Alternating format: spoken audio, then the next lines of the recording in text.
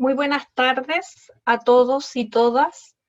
En nombre del equipo provincial de gestión educativa de Chile, les damos la bienvenida a esta segunda conferencia como parte del ciclo de conferencias virtuales denominado Desafíos para una nueva forma de hacer pedagogía, destinado al acompañamiento formativo de los colegios teresianos de la provincia. Queremos agradecer la asistencia de docentes y equipos de los 4 colegios teresianos, Colegio Santa Teresa de Illapel, Colegio Teresiano Enrique de Ossó de Santiago, Colegio Padre Enrique de Nacimiento y Colegio Teresiano Los Ángeles, a los educadores e integrantes del equipo de gestión de los colegios de Paraguay. Les informamos que durante la conferencia habilitaremos el chat para canalizar las preguntas e inquietudes que surjan de la presentación y que serán respondidas posteriormente por nuestra exponente. Para el buen desarrollo de este encuentro, mantendremos sus micrófonos apagados. En el anterior webinar, el día 3 de septiembre, llevamos a cabo la primera conferencia de este ciclo y contamos con la ponencia del doctor Isauro Blanco. Él nos presentó algunas recomendaciones para la familia y la importancia del trabajo con habilidades en el proceso de aprendizaje. Este material ya se encuentra disponible para su acceso y descarga en la página web stjchile.cl. Hoy continuamos este ciclo con la segunda conferencia a cargo de la señora Rebeca Anijovic, quien nos acompaña desde Argentina. Rebeca es profesora de Ciencias de la Educación y Psicología, especialista en la formación de profesores de todos los niveles educativos en escuelas públicas y privadas. Dentro de su extenso currículum podemos destacar que es especialista y magíster en formación de formadores de la Universidad de Buenos Aires, asesora pedagógica en escuelas de Chile, Colombia, Uruguay y Brasil. Es formadora de docentes en temas de evaluación de los aprendizajes, enseñanza, trabajo en aulas heterogéneas y práctica reflexiva. Coautora de numerosas publicaciones en el campo de la enseñanza y la evaluación, entre las que se destaca Estrategias de enseñanza, la evaluación significativa, Evaluar para aprender, Gestionar una escuela con aulas heterogéneas, la evaluación como oportunidad, entre otros. Dejo con ustedes a Rebeca Anijovic con la temática Evaluación auténtica y los procesos de retroalimentación formativa. Rebeca, le escuchamos. Bueno, buenas tardes, muchas gracias por la invitación. Es un placer estar aquí con ustedes, con un tema que nos preocupa y nos ocupa, no solamente en estos momentos de pandemia, sino que es un tema, el de la evaluación, que siempre nos interpela y de alguna manera nos obliga a pensar no solo en cómo evaluamos, sino también cómo enseñamos. Yo voy a compartir una pantalla con ustedes y voy a mostrarles un poco el recorrido que pensé después de conversar bastante con el equipo acerca de por dónde estaban circulando sus preguntas, sus inquietudes, y vamos a tomar estas 4 ideas como ideas centrales que las vamos a ir articulando a lo largo de la presentación: la idea de la evaluación auténtica, la idea de la autonomía de los estudiantes, el desarrollo de habilidades del aprender a aprender y el lugar de la retroalimentación formativa. Y las vamos a ir recorriendo, vamos a ir articulando cada una de ellas para ver cómo justamente se van entrelazando y van construyendo un nuevo paradigma, una nueva mirada con la cual nosotros queremos evaluar a los estudiantes. Cuando pensamos en la evaluación, les decía que siempre pensamos en la enseñanza y el aprendizaje como 3 partes de un mismo proceso, Y entonces a mí me gusta siempre empezar por un ejercicio que en este caso les comparto el ejercicio hecho con mi equipo docente, que es cómo nos damos cuenta si un estudiante aprende. Y esta pregunta, particularmente en estos momentos donde no tenemos a los estudiantes al lado nuestro. Entonces esta pregunta de cómo nos damos cuenta, cómo sabemos que están aprendiendo, nos remite a hacer un ejercicio con algunas ideas que después se pueden convertir en esas evidencias de aprendizaje que nosotros vamos a buscar. Y entonces podemos decir que un estudiante aprende si puede explicar algo con sus propias palabras, si puede ofrecer un ejemplo de aquello que está aprendiendo, si puede formular preguntas de esas preguntas que dan cuenta de profundidad, de comprensión de aquello que está aprendiendo, si puede establecer conexiones entre dos conceptos, entre una imagen y un concepto, si puede enseñarle a otros, que sabemos que es una de las mejores maneras de saber que alguien aprende, si puede resolver un problema, si puede analizar críticamente, si puede crear, hoy sería si puede crear un video, un podcast, ¿no? Si puede aplicar algo de esto en alguna creación, si puede trabajar con otros en lo que implica el aprendizaje colaborativo, si puede transferir de un campo disciplinar a otro, de una tarea a otra, de una actividad a otra, si puede conectar lo que aprende e involucrarse con el mundo real, o sea, ¿qué tiene que ver esto que estoy aprendiendo con el cambio climático, con el COVID, con la inteligencia artificial, con el problema de la inundación, con un terremoto, es decir, con todo el mundo real que nos conecta y que nos rodea? Y también nos damos cuenta cuando aprende si puede pensar y hacer visible su aprendizaje, es decir, que si puede dar cuenta al estudiante no solo de qué aprendió en términos de un contenido, de un concepto, de una habilidad, de una capacidad, sino si puede mostrarlo, si puede darse cuenta cómo lo aprendió. Y esto habla de un estudiante autónomo, que figura, si ustedes leerán en los perfiles de egresados de la mayoría de los colegios, por lo menos en Latinoamérica, y uno siempre se pregunta dónde y cuándo ocurre este tema de ser autónomo, ¿no? Autónomo cognitivamente hablando, socialmente hablando, emocionalmente hablando. Entonces, si miro la lista anterior, nosotros hoy podríamos decir que el aprendizaje del estudiante es un aprendizaje complejo, o sea, nosotros estamos pidiendo aprendizajes complejos de nuestros estudiantes, ¿no? Multidimensionales, es decir, no estamos pidiendo que lea un texto y copie lo que dice el texto, estamos pidiendo que analice, que compare, que ejemplifique, que establezca relaciones, ¿no?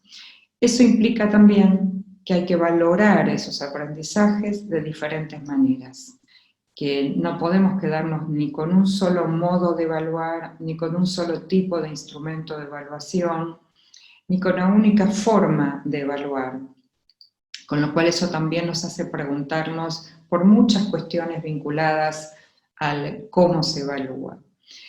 Y también nos interpela la pregunta, ¿no?, que hay mucha innovación en la enseñanza y nosotros vemos muchas propuestas y muchos ejemplos, se trabaja por proyectos, se trabaja con casos, se trabaja con muchas propuestas innovadoras en la enseñanza, pero que a la hora de evaluar se vuelve a una propuesta homogeneizadora, única.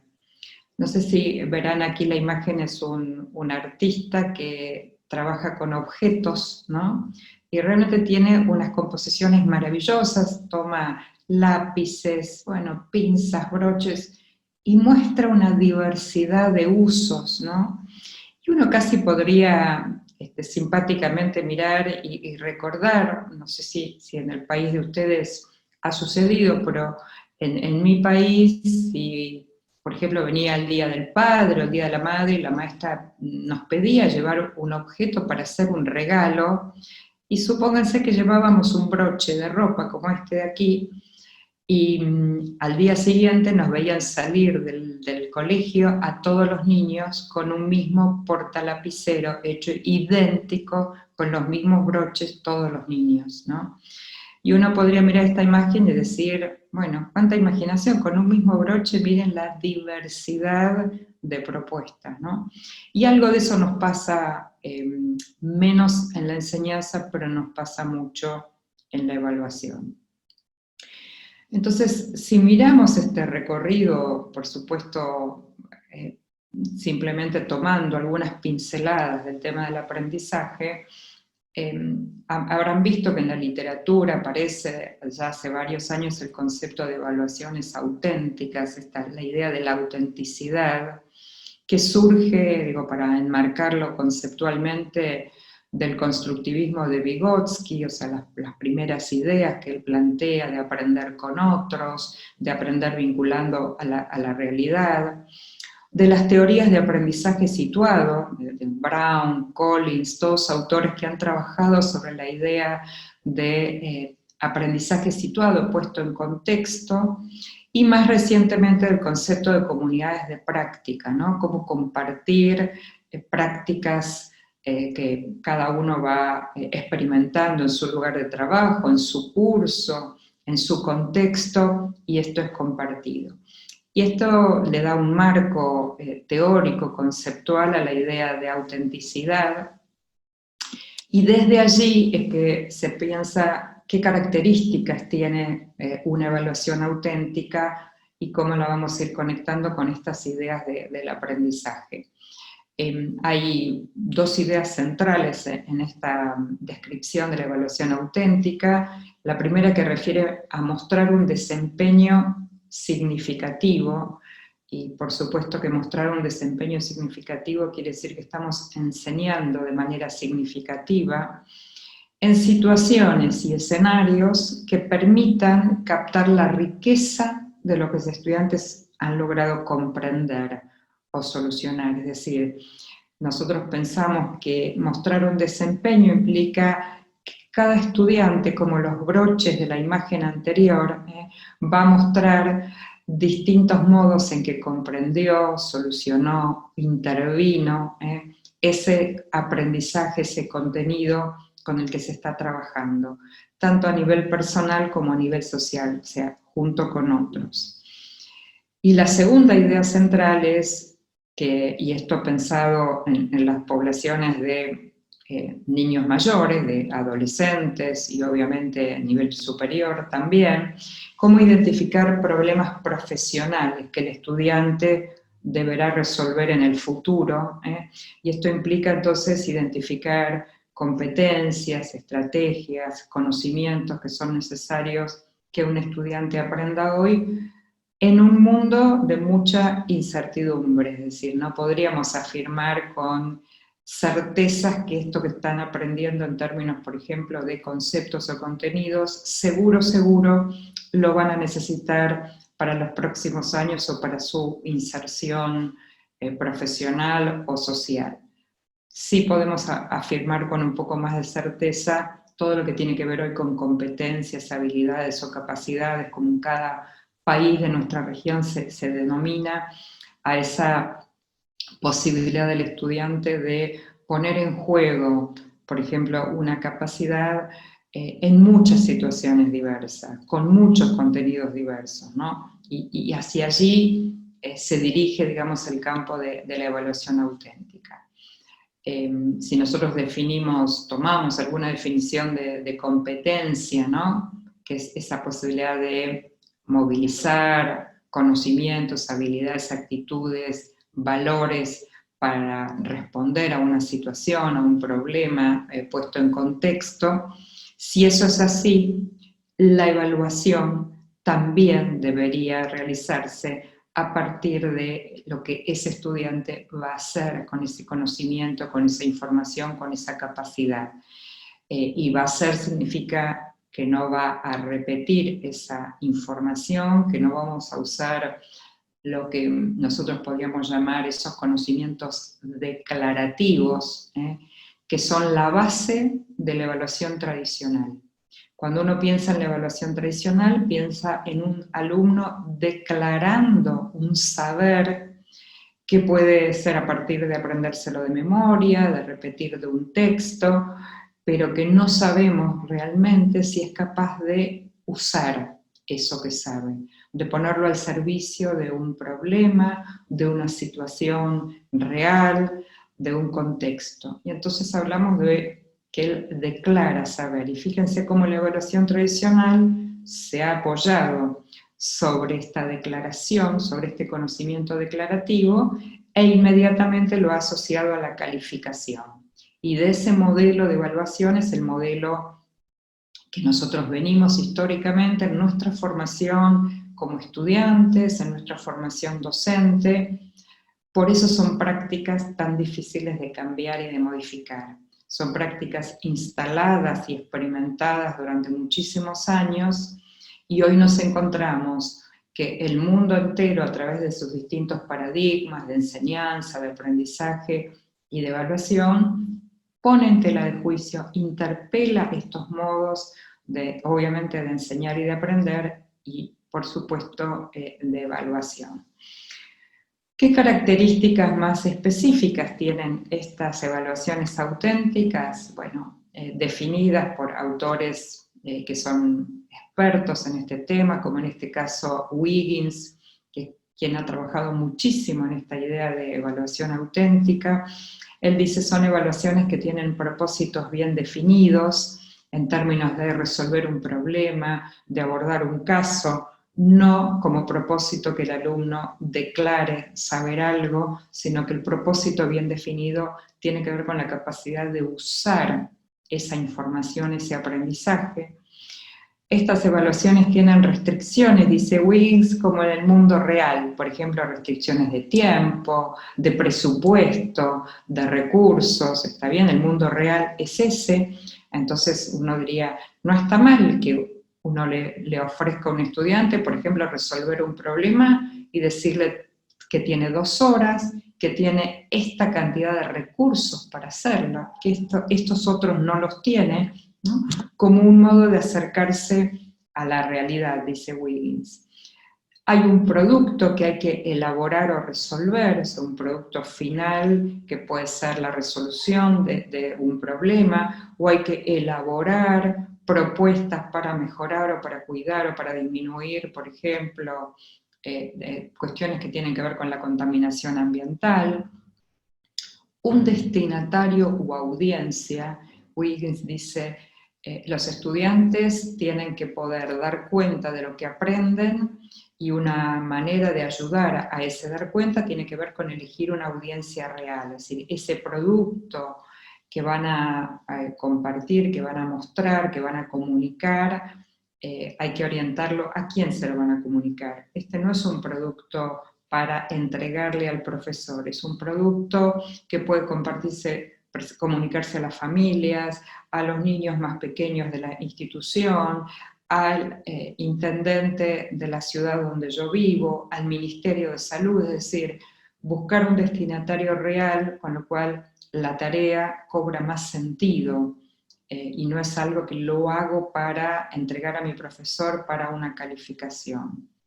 También él agrega la posibilidad de hacerlo desde algún rol. Si yo escribiera propuestas para cuidar el medio ambiente, no es igual si lo escribo posicionado como alguien que pertenece a Greenpeace, como alguien que pertenece o ser dueño de una multinacional que arroja residuos en algún río de la ciudad donde vivimos. Una dosis de incertidumbre, dice, como los problemas del mundo real. Los problemas no vienen redonditos como a veces aparecen en la escuela, sino los problemas vienen siempre, faltan datos, hay datos que son falsos y hay que poder reconocer esos datos falsos, ¿no?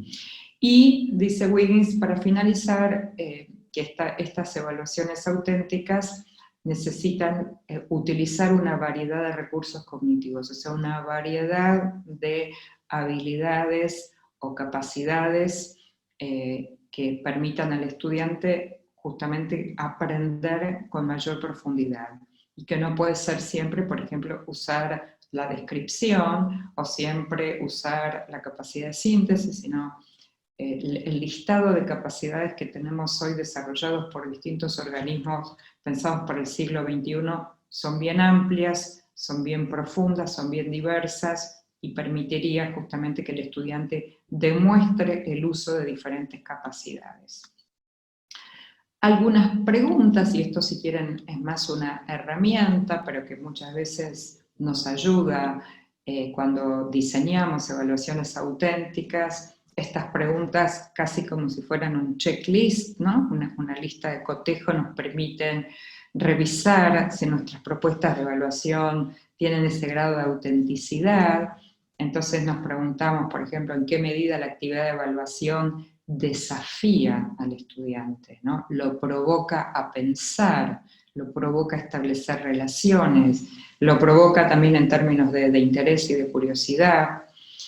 Si la actividad de evaluación requiere que se haya producido alguna transferencia de aprendizaje, es decir, que tenga que utilizar algo que aprendió en otros momentos de su escolaridad, en otras áreas disciplinares, por fuera de la escuela, porque no todo se aprende hoy en la escuela o en el colegio. Si la actividad de evaluación requiere que se demuestre ese aprender a aprender, si hay algo que en las instrucciones que se les pide en esta evaluación tiene que demostrar su capacidad de darse cuenta, de hacer visible cómo está haciendo ese recorrido.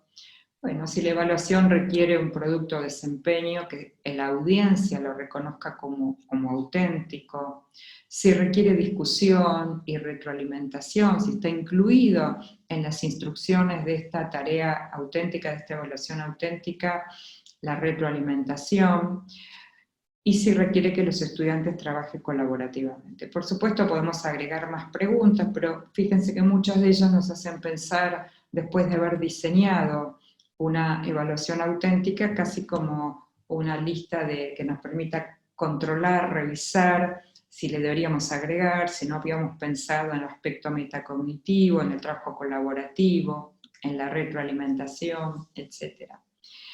Les muestro un ejemplo, un pedacito de un ejemplo para que vean en qué estamos pensando cuando pensamos en una evaluación auténtica. Esta es una evaluación que hicieron profes de Uruguay dentro de la materia química en un bachillerato, donde fíjense que el disparador de la evaluación auténtica fue un texto cortito que había salido en un journal, en una revista médica, sobre las enfermedades cardiovasculares como la primera causa de muerte entre los uruguayos de más de 45 años. Es una nota que había salido en el diario, pero tomada de una revista científica, y acá hay un pedacito de ese texto, y a partir de eso, la propuesta de los docentes fue poner esta instrucción puesta en contexto,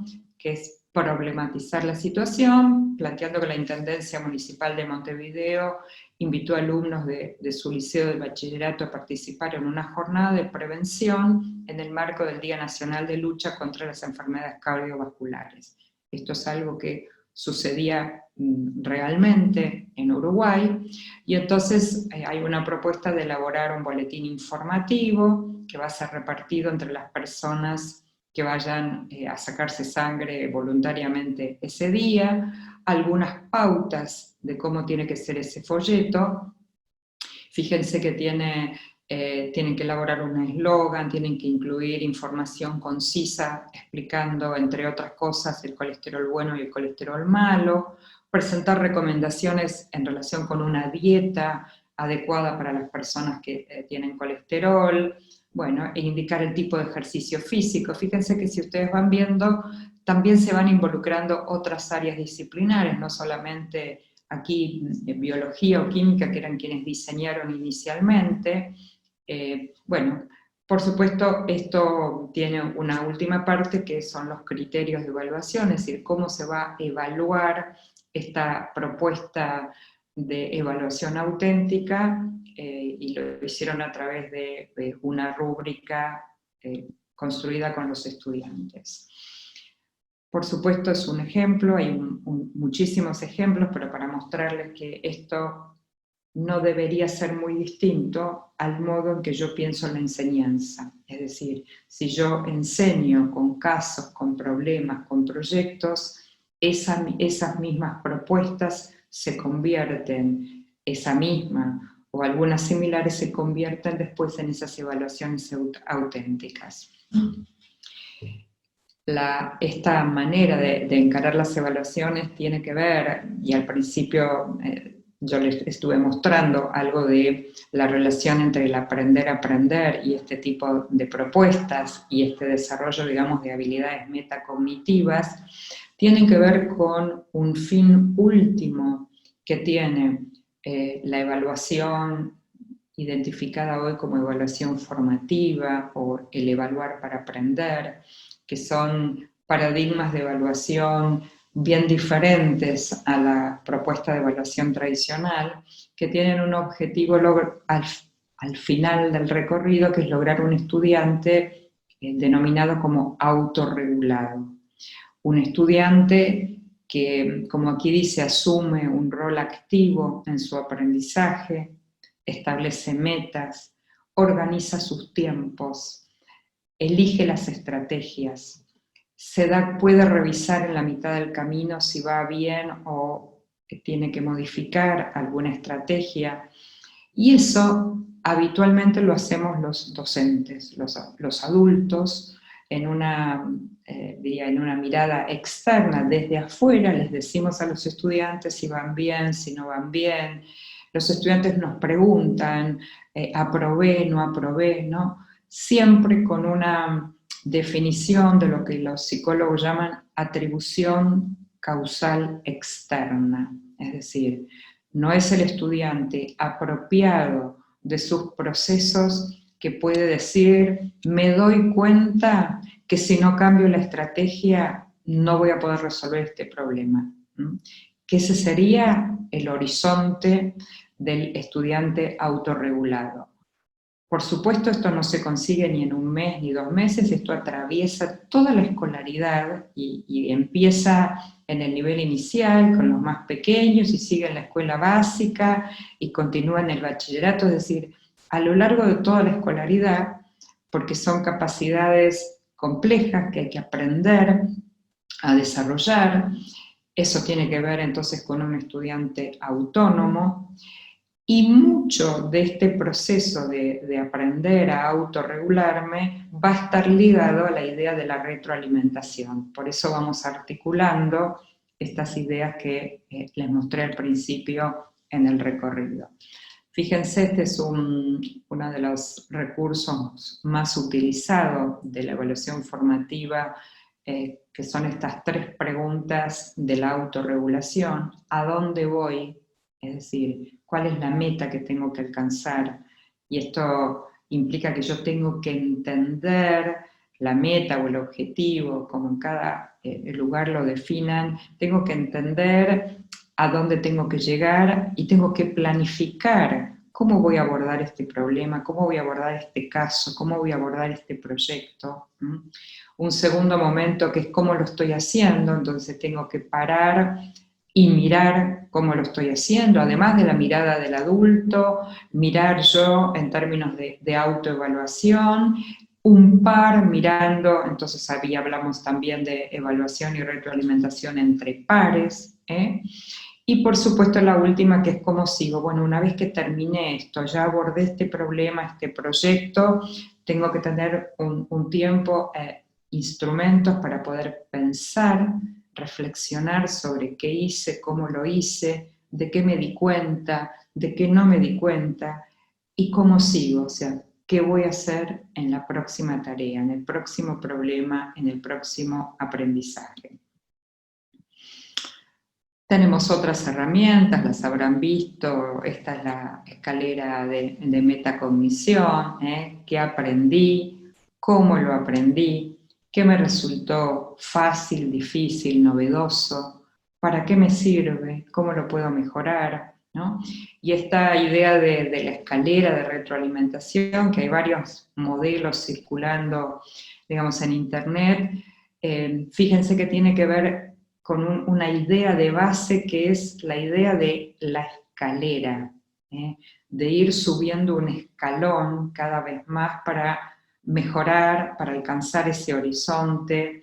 Y tengo muchas preguntas que me hago, desde qué, cómo, lo que me ha resultado difícil, lo que me ha resultado fácil, lo que puedo mejorar, y la vinculación. ¿Para qué me sirve en el sentido amplio? ¿Cómo voy a usar esto que estoy aprendiendo en las tareas escolares, por fuera de la escuela, en la vida cotidiana? Es decir, ir más allá de lo que ocurre adentro del aula.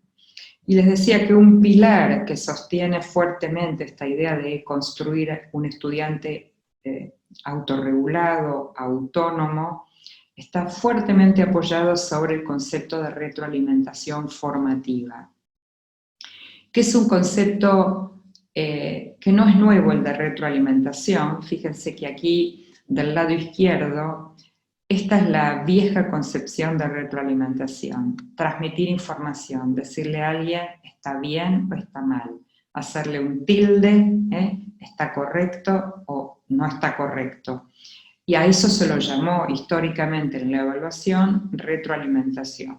Nosotros hoy hablamos del campo de la retroalimentación formativa en un modelo de trabajo de diálogo permanente entre el estudiante y el profesor, entre los estudiantes entre sí y entre, digamos, el estudiante consigo mismo, en términos de ayudar a ese desarrollo de habilidades de autorregulación, ¿no? Monitorear, evaluar, regular el propio proceso de aprendizaje.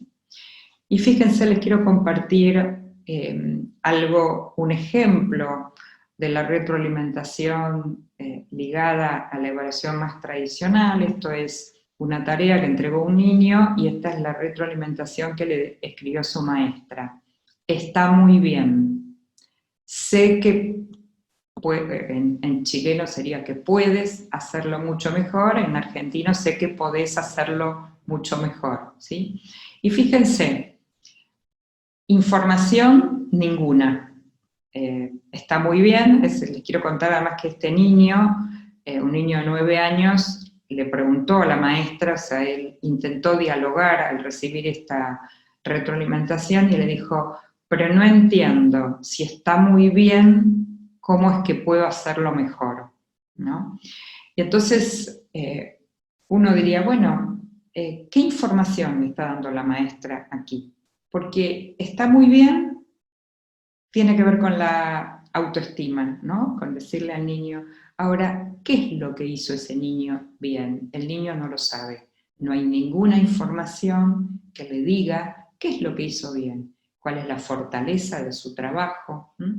Eso por un lado. Y segundo, sé que la misma historia de falta de información, sé que puedes hacerlo mucho mejor. ¿Cómo? ¿Cuál es la ayuda? ¿Cuál es ese andamiaje que en este caso la maestra le estaría ofreciendo a este niño? Entonces, pretender que esto se convierta en una retroalimentación que lo haga avanzar al niño, porque esa es la idea de la retroalimentación, hacerlo avanzar para llegar a ese estudiante autorregulado, aquí no tendría ninguna pista para poder hacer esto.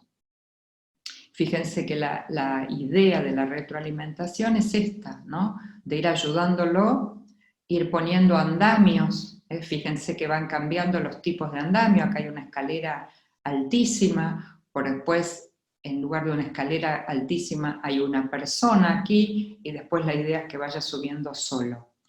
Ese es un proceso de cómo se piensa hoy esta retroalimentación formativa.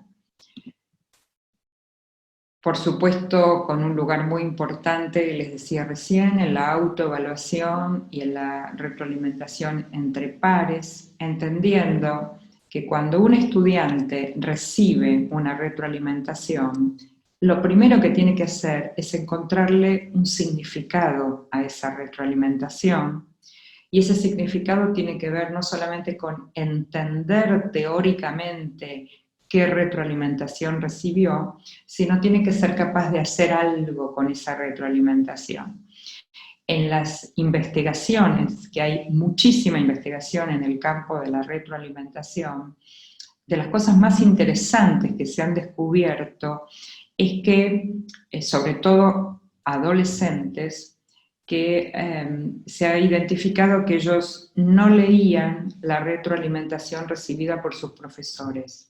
Y entonces parte de los investigadores, sobre todo los ingleses, que llevan una delantera, digamos, importante en toda la investigación sobre este tema, descubrieron que uno de los motivos por los cuales los adolescentes no leían las retroalimentaciones era básicamente por dos cuestiones. La primera es porque no le pedían que hiciera nada con ella, es decir, le comunicaban algo acerca de su trabajo, pero en general no había ninguna propuesta de que sea para el futuro trabajo. Por ejemplo, decirle al estudiante, señalarle aspectos de su trabajo y decirle, espero que en tu próxima tarea puedas, con un resaltador, por ejemplo, mostrar cómo has cambiado esta nueva tarea con respecto a la anterior en función de la retroalimentación. Esa, digamos, fue como la primera explicación. Y la segunda explicación es que muchas de las retroalimentaciones recibidas por estos adolescentes estaban puestas sobre el trabajo pasado. Y la frase de los estudiantes era, igual ya pasó. ¿Se entiende? Pertenece al pasado. ¿Para qué voy a leer la retroalimentación? Entonces, a partir de allí, empezaron a aparecer algunas pistas de que la retroalimentación tiene que estar ligada a la tarea futura, mirando el pasado, pero con miras a la tarea futura, que el estudiante tiene que hacer algo con esa tarea, con esa retroalimentación que recibe, que puede ser responder preguntas, que puede ser revisar y volver a enviar la tarea, que puede ser pensar en cómo va él a pensar qué estrategia va a utilizar en la próxima tarea, preguntas como, por ejemplo, que identifique qué tipo de ayuda cree que necesita para hacer la próxima tarea, es decir, hay algo activo del estudiante en esta retroalimentación. Lo mismo con el ejemplo de las autoevaluaciones. Entonces, estamos hablando en términos de horizonte de estudiantes dueños de sus aprendizajes y de sus evaluaciones, y entonces aquí, a modo de ejemplo, ¿no? Un estudiante podría narrar el proceso de aprendizaje que está atravesando casi como si fuera la metáfora de un viaje. El estudiante debiera, y otra vez como horizonte, elegir producciones como evidencias que muestren, que demuestren lo que él está aprendiendo. Nosotros estamos habituados como adultos a pedirle una tarea que se va a convertir en evidencia de aprendizaje. En la autorregulación deberíamos llegar a que el estudiante en un futuro diga, estas son las 2 evidencias que mejor muestran lo que yo aprendí en este proyecto, en esta unidad. Y reflexionar por qué elegí esta muestra. Elegí, por ejemplo, un audio que grabé, un podcast, y lo elegí porque en este podcast yo pude establecer relaciones entre estos conceptos, elegí porque pude buscar un ejemplo de mi realidad cotidiana para entender el sentido de esto que estoy aprendiendo, y además puede identificar el próximo paso, es decir, cuál es el próximo escalón en función de lo recibido en la retroalimentación o en la autoevaluación. Fíjense que el proceso va a dejar de ser un proceso de otros y voy a ser yo mi propio dueño de no solo del aprendizaje, sino de dar cuenta, de mostrar qué y cómo estoy aprendiendo. Aquí hay algunos ejemplos que están compartidos en varios trabajos escritos sobre modos de ofrecer retroalimentación, ¿no? Ofreciendo preguntas que no solamente son del contenido, sino preguntas, por ejemplo, ¿cómo te has dado cuenta que este problema era de suma y no de resta? ¿Cómo has llegado a encontrar 2 soluciones diferentes para este problema. Describir el trabajo del estudiantado. Muchas veces cuando uno le pregunta a un estudiante cómo hizo ese trabajo, no siempre tiene conciencia, no siempre tiene hábito de hacer visible. Entonces a veces le mostramos como en un espejo, ¿no?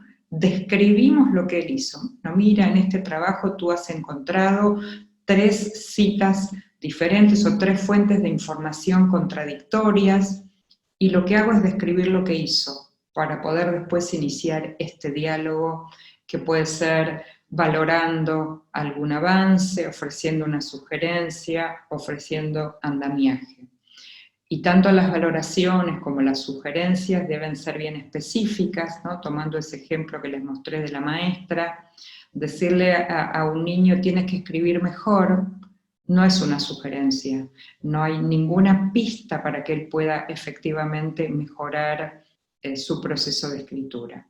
Y en el andamiaje, siempre consideramos que el andamiaje da un paso más que la sugerencia. En el andamiaje yo le pongo un ejemplo, yo le muestro cómo yo lo hago, para después pedirle al estudiante que lo haga y después poder conversar sobre, bueno, la manera en que yo elegí para resolver el problema, la manera en que él eligió para resolver ese problema. Por supuesto que para ofrecer retroalimentación necesito tener claro los criterios de evaluación, si los estudiantes tienen que conocer los criterios de evaluación, y conocer los criterios no es se los leo el primer día, sino si puedo, debería poder construir los criterios de evaluación con mis estudiantes, y si no puedo, debería compartirlos de tal modo que ellos los tengan siempre a la vista, que los puedan utilizar en distintas tareas, o sea, practicar el uso de esos criterios en los distintos desempeños, en las distintas tareas que están haciendo, y que tengan oportunidad para reflexionar cómo están llevando adelante esos criterios con sus distintos niveles de calidad. Y se los voy a mostrar ahora un ejemplo en un ratito en una rúbrica, que es el lugar donde mejor se ve el tema de los criterios y la posibilidad del feedback. Aquí algunos instrumentos de autoevaluación, porque para enseñar y trabajar con la retroalimentación necesito en paralelo o antes haber desarrollado posibilidades de autoevaluación a través de distintos instrumentos. Aquí tienen un ejemplo para niños más pequeños, el semáforo, cualquier simbología que quieran, donde el rojo el niño lo identifica cuando todavía no entendió algo, el amarillo cuando cree que lo entiende pero todavía no lo puede explicar, y el verde cuando lo entiende se lo podría explicar a un compañero, o dibujar, o grabar un tutorial explicándolo.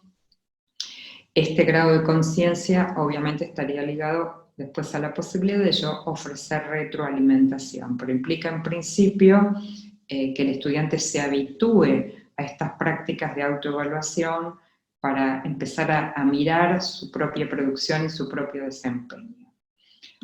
Mostrarles aquí un ejemplo de retroalimentación diferente al que les mostré antes, que le puso muy bien pero que tiene que mejorar.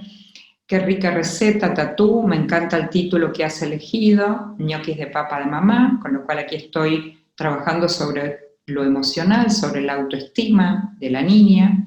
Tuviste en cuenta las sugerencias que habían sido escribir oraciones cortas, utilizar los puntos al final de cada oración. Veo que no todas las oraciones comienzan con mayúscula, ¿te animás a identificar cuáles no empiezan con mayúscula?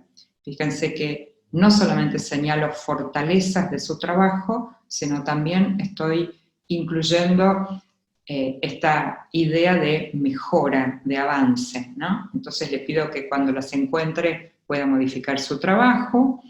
Después le hago una pregunta, en este caso quiero saber si conoció alguna palabra nueva, cuál. Bueno, y al final buen trabajo, y que puede modificar su producción y volverla a enviar. Este es un ejemplo de retroalimentación formativa narrativa, es decir, yo escribo puntualmente y bien orientada a esa estudiante en particular. Pero también tengo otros instrumentos y les voy a mostrar distintos ejemplos para que vean de distintos niveles educativos y que tienen que ver también con tener mucha o poca cantidad de estudiantes, ¿sí? Si quisiera hacer algo narrativo y tengo 200 estudiantes, es muy difícil hacerlo, con lo cual vamos a ir viendo distintos instrumentos. Fíjense, esta es una pauta de cotejo. Siempre en pautas de cotejo y en rúbricas tengo arriba el objetivo, porque yo tengo que mirar para poder autoevaluarme en función de qué se espera, cuál es el logro, el estándar que tengo que alcanzar. Entonces aquí tengo el objetivo. Y aquí fíjense que hay algunas afirmaciones en primera persona. Describí que es una erupción volcánica, expliqué las razones, justifiqué, comuniqué los resultados. Bueno, esto obviamente es como cada docente construye. Puedo poner sí o no. Puedo pedirle, por ejemplo, que de algún sí adjunte una evidencia, porque esto no es simplemente yo digo que expliqué. Bueno, ¿dónde hay una evidencia? Entonces podría pedirle que adjunte una evidencia. Y aquí una retroalimentación que podría ser del profesor, del maestro o de sus pares. Por supuesto, puedo cambiar la conformación de este instrumento. Aquí tengo otro, así como tengo la pauta de cotejo, estos son protocolos. Los protocolos tienen que ver con lo que les decía antes de cuando tengo, por ejemplo, muchos estudiantes y no tengo tiempo de hacer algo narrativo. Los protocolos son redes de conversaciones sencillos, en general 3 pasos, como este que está acá. Fíjense, la S de seguir haciendo. Le digo a la niña, en este caso, si fuera Tatú, que siga haciendo algo que estaba haciendo bien, con las palabras, que empiece a hacer algo que hasta ahora no estaba haciendo y que revise algo de lo que estaba haciendo. Esto significa que yo estoy haciendo una retroalimentación focalizada. No estoy pudiendo dar retroalimentación siempre sobre la totalidad de la producción de un estudiante. Por eso elijo focalizar. ¿Sobre qué focalizo? Miro los objetivos, miro lo que hay que lograr y eso me va a dar la pista de dónde focalizar. Acá tienen otro ejemplo de protocolo: valorar 2 fortalezas de la producción del estudiante, una pregunta que le acerco para que se quede pensando y una sugerencia con el mismo espíritu. Verán 3 pasos, digamos, que así son los ejemplos de protocolo. Un ejemplo, si quieren, más avanzado de protocolo que se llama citas rápidas. Fíjense, los estudiantes escriben borradores de un ensayo, cada uno lee el borrador de un par, tiene que anotar comentarios y compartirlo. Y eso se puede hacer con varias rondas. Por ejemplo, en la primera ronda, supónganse que yo voy a leer la producción de una colega, y en la primera ronda nos vamos a enfocar en la búsqueda, supónganse, de errores ortográficos y gramaticales. En la segunda ronda, es decir, cada uno de nosotros va a recibir, como verán, 3 retroalimentaciones de 3 pares diferentes. El primero va a mirar mis errores ortográficos y gramaticales, el segundo el vocabulario técnico, el tercero en la comprensión, o lo que ustedes quieran. Y entonces hacemos rondas y cada estudiante recibe de 3 distintos, con lo cual tengo bastante material para poder revisar mi propia producción. Siempre al lado de tener los criterios claros, los objetivos bien explícitos. Esta es una rúbrica, ustedes conocerán las rúbricas tienen criterios que responden a la pregunta ¿qué importa mirar de la producción o del desempeño de un estudiante? Tienen descriptores que describen distintos niveles de calidad de este criterio. En la web, en la red, hay muchísimos de estos ejemplos de rúbricas.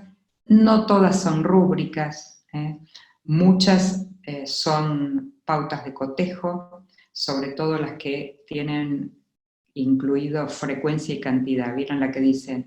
El alumno participa mucho, poco, nada, el alumno trabaja muy bien, bien o regular, y eso no formaría parte de una rúbrica. Como verán acá arriba, está el espacio para el objetivo de aprendizaje que el estudiante tiene que lograr.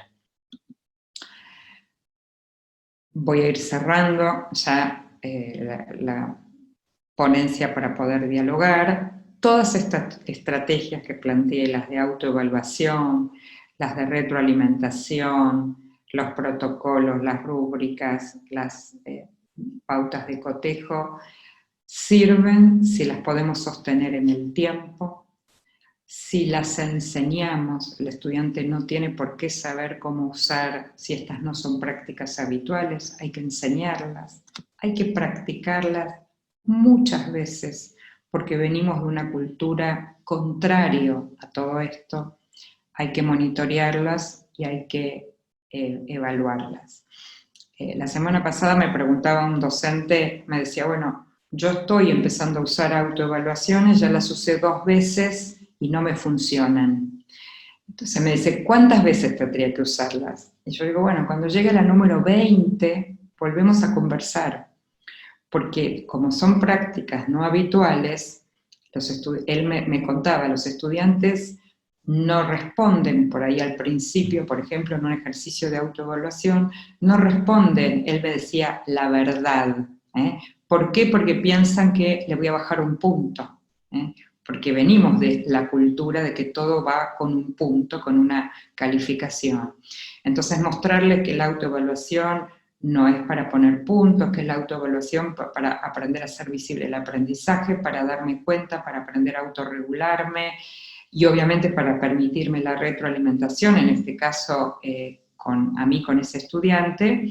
Bueno, es una práctica que lleva tiempo instalarla, con los niños, con los adolescentes, con las familias que también requieren y demandan la nota, la calificación. Y por último, mostrarles 2 ejemplos chiquititos de otro instrumento de retroalimentación, pero en este caso para nosotros los maestros y los profesores, que son los tickets de salida, que es cuando uno termina una actividad en un pedacito de papel, por eso además se lo llama ticket, no en un texto extenso, se le piden a los estudiantes responder. Les voy a mostrar 2 ejemplos, yo puedo construir el ticket de salida que quieran. Este ejemplo es qué aprendí hoy, qué obstáculos encontré y qué nueva pregunta tengo. ¿Por qué son retroalimentación para nosotros? Yo recibiría respuestas de mis 30 estudiantes, las voy a consolidar y al día siguiente podría empezar mi clase diciendo, miren, he recogido de ustedes obstáculos y a partir de los obstáculos que ustedes identificaron, entonces hoy vamos a encarar la clase de una manera distinta, o todos ustedes consensuaron en que esto fue difícil o que estas son las nuevas preguntas, ¿no? Con lo cual funciona de retroalimentación, pero yo asocio a los estudiantes con estas prácticas que compartimos. Ellos escriben los tickets de salida y yo tomo esa información. Fíjense, acá hay otro ejemplo, pero por supuesto podemos, les decía, diseñar los que quieran. Bueno, del 1 al 10, ¿cuánto creo haber aprendido hoy? Pero casi como un juego, no para vincularlo a la calificación. ¿Qué estrategias de pensamiento puse en juego hoy? Comparé, analicé, sinteticé en la clase de hoy.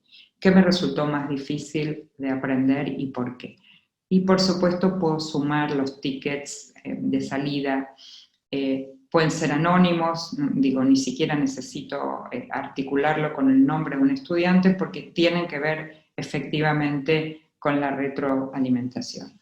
Y por supuesto puedo usar portafolios, que son instrumentos que permiten dar cuenta del recorrido, del camino, donde quienes tienen acceso hoy a plataformas, hay portafolios digitales que permiten ir guardando distintas evidencias de aprendizaje de los estudiantes, y entonces a cada tiempo parar y mirar las actividades, las tareas hechas anteriormente, y hacer un ejercicio de encontrar por qué esta tarea fue mejor que aquella, qué aprendieron diferente que les permitió modificar o no la tarea. Entonces, bitácoras, portafolios, son todos ejemplos que podrían utilizarse en la retroalimentación.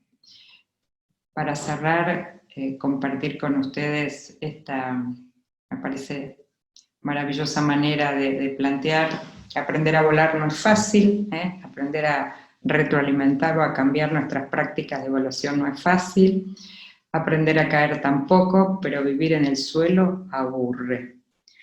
Y entonces no queremos estar aburridos, no porque lo estemos, porque en educación vieron que siempre tenemos nuevos desafíos, pero nos parece que vale la pena pensar prácticas de evaluación que salgan de lo punitivo, que salgan de esa asociación negativa, que cuando uno dice evaluación nadie sonríe, cuando la práctica de evaluación debiera ser una práctica del cual uno se siente orgulloso de lo que aprendió, de lo que puede mostrar, de lo que puede avanzar.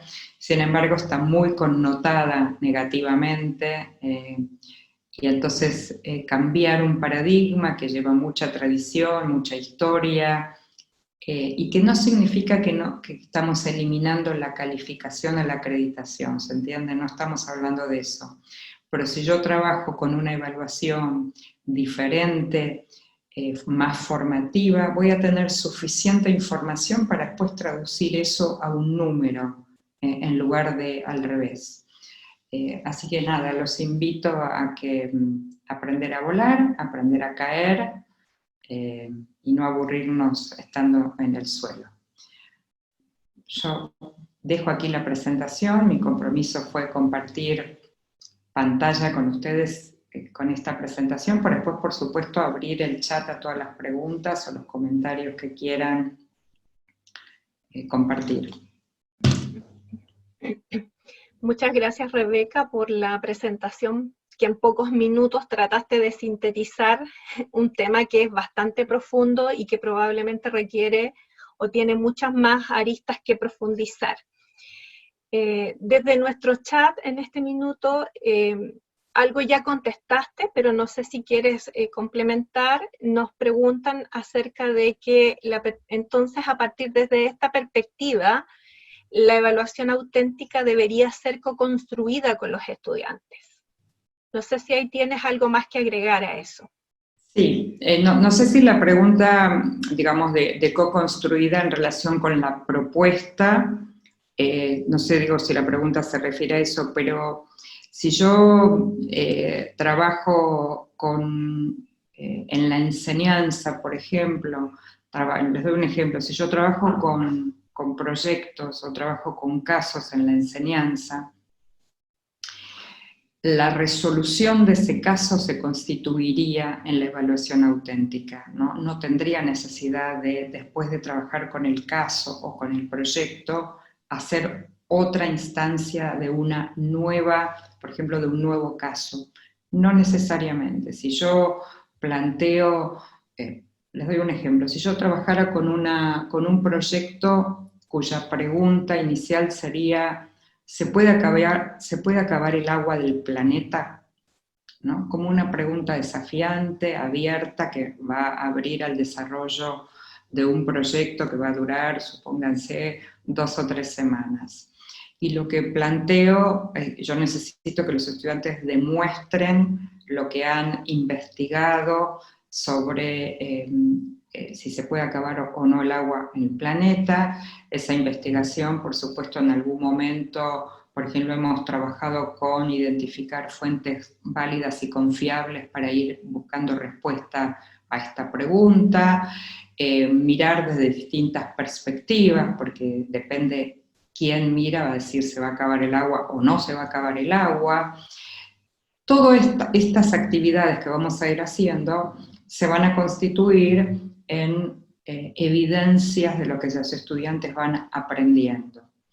Y obviamente puedo tener una producción final, donde yo puedo ofrecerles a los estudiantes, por ejemplo, que demuestren lo que encontraron para responder esa pregunta. Uno puede ser grabando un video, y ahí tomo el circulito de Wiggins, digo un video dirigido a alguien, a alguna audiencia en particular, con algunas restricciones, que el video puede o no usar imágenes, puede mostrar o no tal o cual cosa.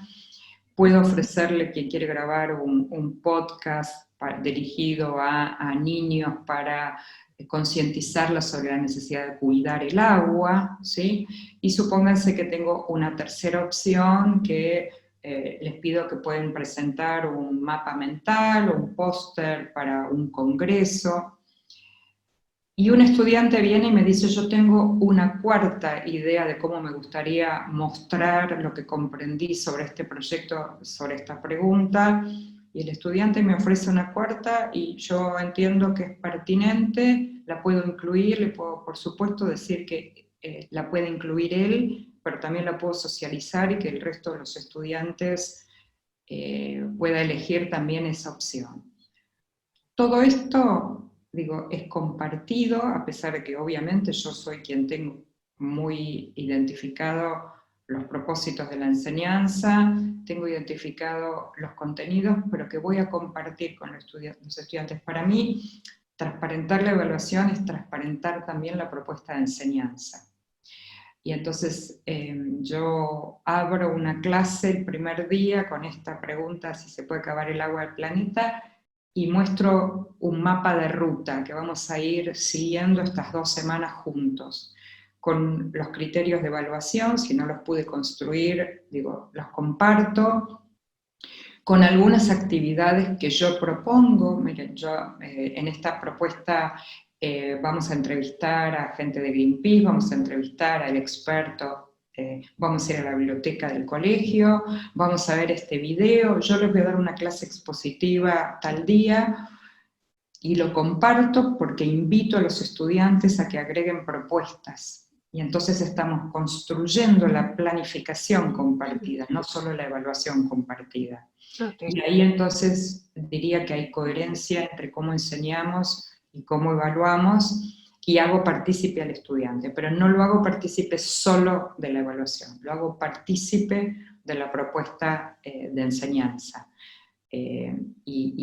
Esto para mí es un mapa de ruta, y no sé, la planificación, en lugar de ser ese objeto que uno hace burocráticamente muchas veces, y que una vez que lo hace, por ahí lo guarda y no lo vuelve a revisar. Digo, la planificación aquí es transparente, está en la pared, digamos, del aula, en el caso de estar en el presencial. Los estudiantes todos los días pueden mirar dónde estamos, hacia dónde vamos, qué nos falta, qué agregar, qué quitar. A eso nosotros llamamos una planificación viva. Y en esa planificación también está la evaluación. No sé si eso responde a la pregunta, pero si no, que me lo diga quien lo preguntó sin problema. Sí, tenía que ver un poco con eso, con compartir con los estudiantes y no solo ser impuestos desde fuera, desde un otro, que existen las dos posibilidades de acuerdo al relato que tú nos estás haciendo. Mira, tenemos también acá otras inquietudes respecto de, dice, me llama la atención lo auténtico, apela a una cuestión de valor desde la dimensión moral y ética del estudiante. ¿Cómo se tensiona en su proceso de aprendizaje? Sí, lo auténtico tiene siempre digamos, una base o una parte que tiene que ver con lo moral y con lo ético, ¿no? Y no lo pienso solo para la evaluación, lo pienso también otra vez para la enseñanza, ¿no? En estas discusiones muchas veces de las aperturas, de trabajar con situaciones de alto grado de autenticidad, muchas veces se nos plantean muchos dilemas éticos y morales en relación a muchos temas, ¿no? Y que cuando los estudiamos de manera más abstracta, más teórica, más alejados de la realidad, no nos presentan siempre estos dilemas, ¿no? Y suceden y aparecen. Hace muy poquitas semanas, en un curso, unos docentes habían trabajado con el tema de algunos casos de violencia, habían tomado el caso de violencia en Estados Unidos con la película Columbine. ¿Se acuerdan de los estudiantes, un estudiante que entra con armas a la escuela y mata a otros estudiantes? Bueno, tomaron como esa situación en una discusión de un tema vinculado a la violencia y demás, y los estudiantes podían elegir sus posiciones. Entonces se generó una discusión que obviamente tocaba con dilemas morales, si está bien que alguien defienda la violencia, que se ponga en el lugar del violento y defienda la violencia, ¿no? Bueno, son decisiones complejas que se ponen en juego cuanto más auténtica es no la evaluación solamente, cuando más auténtica es las situaciones de enseñanza. Pero cuando nosotros decimos autenticidad, la referencia no es a 100% igual a la realidad. Autenticidad puede ser cercano a la realidad, ¿se entiende? Autenticidad en contraposición a lo más abstracto y más lejano. Muchas veces tenemos en la enseñanza muchísimos temas que podríamos enseñarlo muy vinculado a la realidad y sin embargo se enseñan con altísimo grado de abstracción. En las historietas de Tonucci, no sé si ustedes recuerdan haber visto alguna, pero me viene ahora a la cabeza una que hay unos chicos adentro del aula y el profesor o la maestra está dibujando una mariposa y hay una niña mirando por la ventana porque afuera de la ventana hay mariposas y la maestra la reta porque no está prestando atención. Y entonces uno diría, ahí hay una situación auténtica que podría, estar mostrando las mariposas en vivo y en directo que están del otro lado de la ventana del aula y las está tratando de dibujar en el pizarrón y además retando a la niña porque entre comillas, se distrae con algo que desde el punto de vista del aprendizaje significativo sería mucho más interesante mirar las mariposas que el profesor o la maestra lo dibuje en el pizarrón. Eso por supuesto no es un tema de discusión moral, pero por supuesto que todo lo que toque los valores va a estar atravesado por los dilemas morales. Bueno, y ahí son decisiones institucionales, no solamente individuales de cada uno de los profesores, ¿no? Sí, sobre en qué institución estoy trabajando, cuáles son los valores de esa institución, qué se permite, qué no se permite, qué se puede, qué no se puede. Entran en juego otras cuestiones, ¿no? Por eso digo, lo auténtico no solo es lo que tiene en juego, lo que pone en juego los valores, hablar de las mariposas teniendo a las mariposas aislado es lo auténtico. Traer el problema de el COVID y la pandemia hoy, seguro que tiene algunas metas morales, pero también tiene otras de ciencias biológicas, tiene otras de historia, tiene, como muchas otras cuestiones ancladas en la realidad, además de cuestiones éticas y morales, ¿no? Gracias, Rebeca. También nos preguntan, en relación a la autoevaluación, para que tenga un impacto real, ¿debe ser solo formativa? Entiendo que la pregunta que es solo formativa quiere decir que no sea para calificar, ¿no? Supongo... Supongo lo mismo. La pregunta sería, mire, si ustedes me hacen completar a mí una autoevaluación, donde por ejemplo una de las preguntas es que yo identifique mis dificultades para resolver un problema, y ustedes me van a calificar por esas respuestas, yo no voy a poner nunca que tuve dificultades. ¿Está bien? No voy a poner. ¿Se entiende? Entonces, las autoevaluaciones no tienen que ver con la calificación. ¿Qué es lo que sí podría tener que ver con la calificación, en todo caso? Que es si hay un criterio de evaluación que tiene que ver con la capacidad de autoevaluarme. ¿Se entiende? Entonces, no es el contenido de la respuesta a la autoevaluación, sino que yo completo los cuestionarios de autoevaluación, que yo recibo retroalimentaciones que me permiten revisar esas autoevaluaciones, que yo cada vez hago más visible a través de las autoevaluaciones mi modo de aprender, que yo muestro evidencias de que me doy cuenta, por ejemplo, a través de las autoevaluaciones, cómo estoy mejorando, que puedo explicar con mis propias palabras cómo mejoré la capacidad mía de argumentar, y lo muestro, por ejemplo, la diferencia entre el trabajo que hice en marzo y el trabajo que hice en mayo, y tengo la capacidad, en términos de autoevaluación, de mostrar en qué mejoré y cómo logré esa mejora.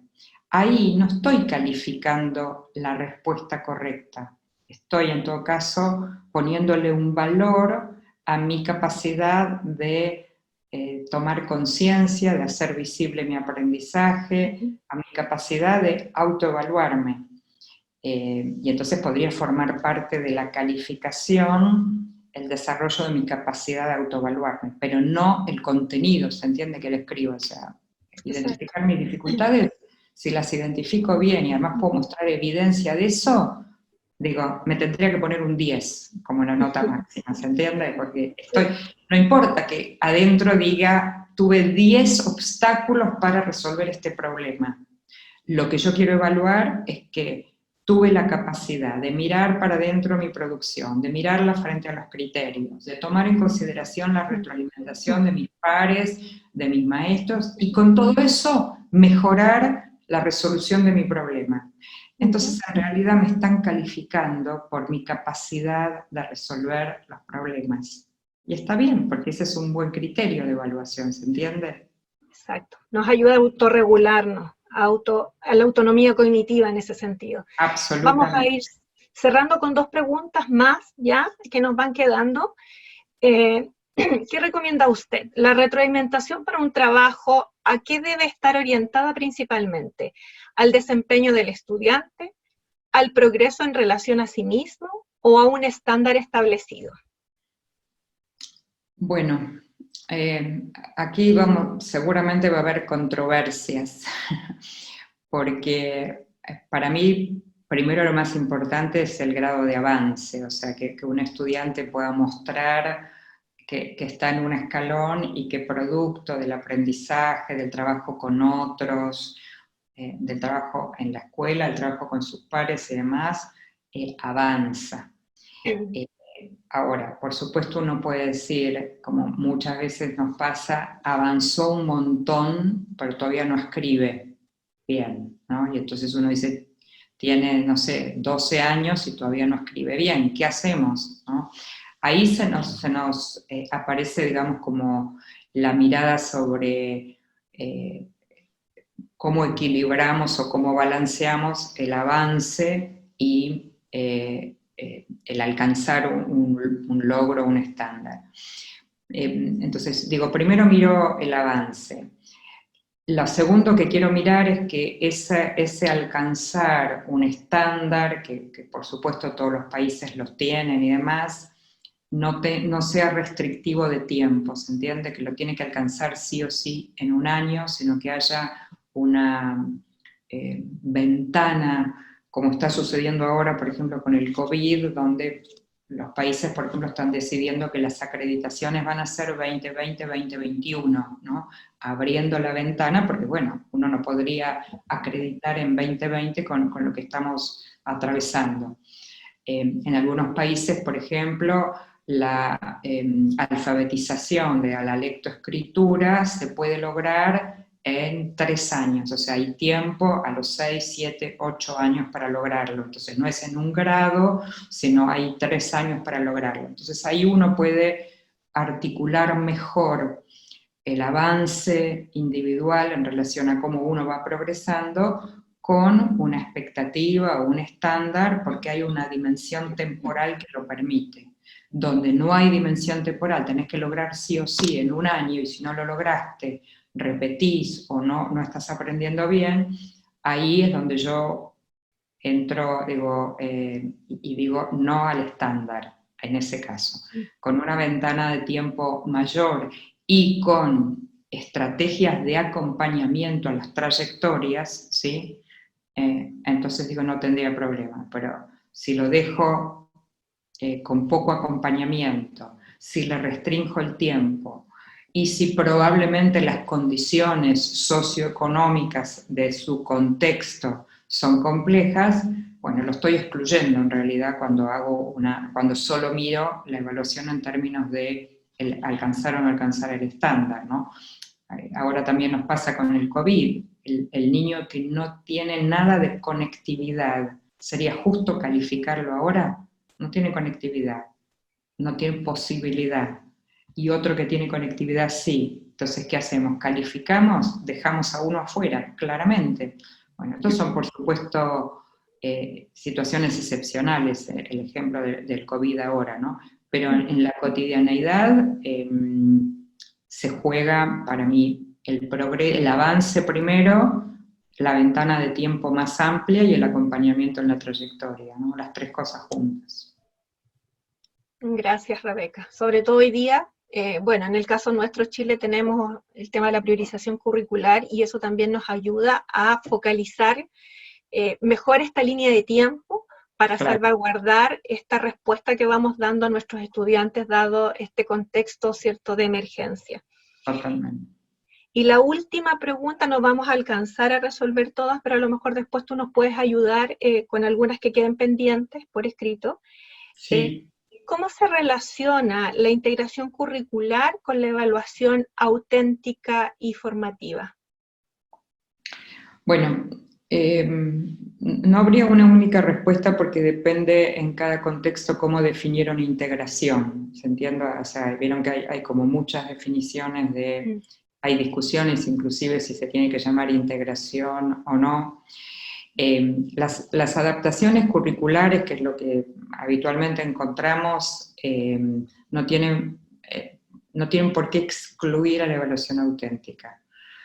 No podemos generalizar porque no es lo mismo una adaptación curricular para un niño con una necesidad educativa especial y otra necesidad educativa especial. ¿Se entiende? El abanico de las necesidades educativas especiales es muy amplio y entonces decir que todas las adaptaciones curriculares tendrían que tener tal o cual pauta no sería justo para las adaptaciones curriculares. Entonces, siempre en el campo de la investigación, siempre se muestra que cuanto más cerca a lo auténtico, más cerca, lo cual no quiere decir necesariamente que sea un problema abierto, más cerca, a veces más auténtico, a veces más vinculado a lo significativo para el mundo de ese estudiante, siempre es mejor en las evaluaciones. Pero también hay determinadas necesidades educativas especiales que requieren, por ejemplo, un tipo de evaluación dividida en tantas partes que finalmente la autenticidad desaparece, ¿no? O con cosas tan breves para completar, por ejemplo, una frase, completar una palabra dentro de una frase. Entonces uno dice, bueno, puede ser que el contenido de la frase sea un poquito más auténtico, pero la actividad que tiene que hacer el niño responde a su necesidad educativa especial y no a la necesidad de una evaluación más auténtica. Igualmente yo siempre pienso que aun si fuera en una frase, ¿sí? Si yo pongo una frase, por ejemplo, para completar una palabra y la frase es sobre el cumpleaños del niño, probablemente sea más auténtica que poner una frase sobre la contaminación ambiental, qué sé yo, ¿no? En ese sentido me parece que siempre estamos intentando cuidar o buscar la autenticidad aún en las adaptaciones curriculares, ¿no? Tanto en la enseñanza como en la evaluación. Ok. Bueno, podríamos seguirte preguntando otras cosas, pero la verdad que el tiempo avanza, así que queremos darte las gracias, Rebeca, por la presentación, puesto que nos has presentado un enfoque bastante más comprensivo y humanizador de la evaluación, y que nos abre toda una posibilidad desde nuestro mismo modelo pedagógico a un diálogo mucho más reflexivo y situado con nuestros estudiantes. Así que muchas gracias por tu presentación y quedas liberada en este momento. Muchísimas gracias. No, gracias a ustedes y con todo gusto, si quedaron más preguntas me las pueden enviar y las respondo, no hay ningún problema. ¿Está bien? Ok, muchas gracias. No, gracias a ustedes, gracias por la invitación. Hasta luego. Hasta luego, Rebeca. Antes de terminar, queremos invitarlos al tercer webinar que se realizará el día jueves 29 de octubre a las 16 horas Chile. En esta oportunidad contaremos con la presencia de la hermana Teresa Gil Muñoz. Ella es hermana de la Compañía Santa Teresa de Jesús, es licenciada en Estudios Eclesiásticos y Teología Espiritual, es doctora en Teología Espiritual de la Universidad Pontificia Comillas de Madrid y actualmente coordina el equipo del Proyecto Nudo e imparte cursos de actualización teológica e identidad teresiana como parte del plan formativo de profesores de los colegios de la Compañía de Santa Teresa de Jesús en España. La hermana Teresa estará dialogando con nosotros sobre la mirada de la pedagogía teresiana desde la espiritualidad. El tema es una invitación para mirar la labor pedagógica como un proceso vinculado a la espiritualidad teresiana. Esperamos que estos encuentros sigan contribuyendo a mejorar los procesos de aprendizaje de nuestros estudiantes. Los dejamos cordialmente invitados. Agradecemos el tiempo para compartir en este espacio como una comunidad que aprende en familia teresiana. Muy buenas tardes a todos y muchas gracias por su participación.